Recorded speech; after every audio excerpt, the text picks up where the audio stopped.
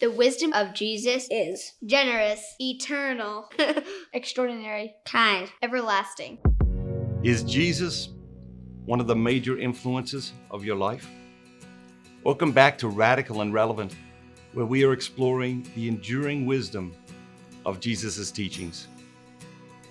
In today's reading from the 9th chapter of Matthew's Gospel, we encounter the great compassion of Jesus and witness Jesus send the 12 disciples out on mission.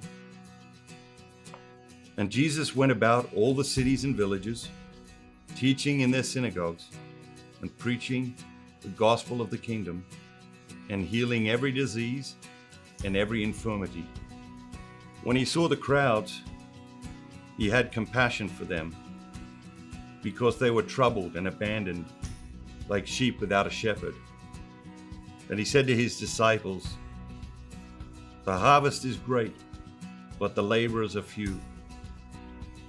Pray therefore the Lord of the harvest to send more laborers into the fields." The word that jumps out at me today is teaching. Jesus was teaching. How is your education going? Are you in a high growth stage of your ongoing education, or has it stalled out? And who is teaching you? Media figures, politicians, entertainers, or the Alpha and Omega, Jesus Christ? It is easy to envision Jesus in the epic moments of his story, healing the masses, dying on the cross, rising from the dead.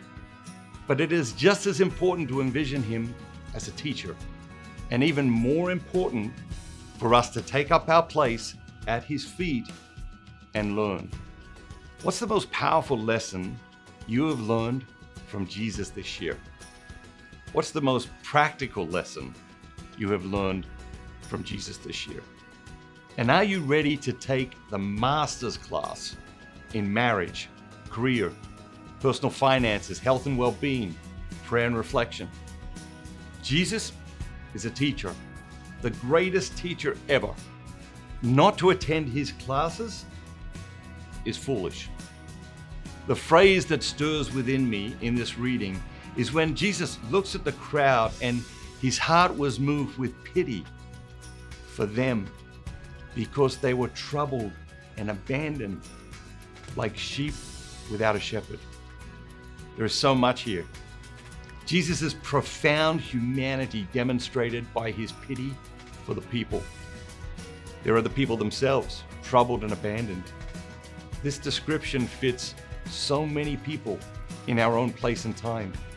And then there is the line we all know, like sheep without a shepherd. What's the most important word in this phrase? Like. Yeah, the word like. Like is the most important word in this phrase. Jesus doesn't say they are sheep without a shepherd. He doesn't say they are lost and troubled and will remain so because they have no shepherd. No, he says they are behaving like sheep without a shepherd. It's not that they don't have a shepherd. They have a shepherd, and he is that shepherd, willing to guide them, protect them, and feed them. And this connects perfectly with a powerful phrase in the second part of today's gospel reading. The harvest is great, but the laborers are few. These troubled and abandoned people, and we all know plenty of them, they are the harvest. You and I, we are the laborers. But do you think of yourself as one of God's laborers?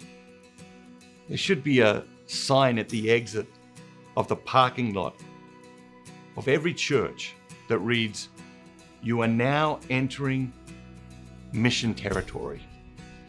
We are God's laborers, and there's plenty of work to do.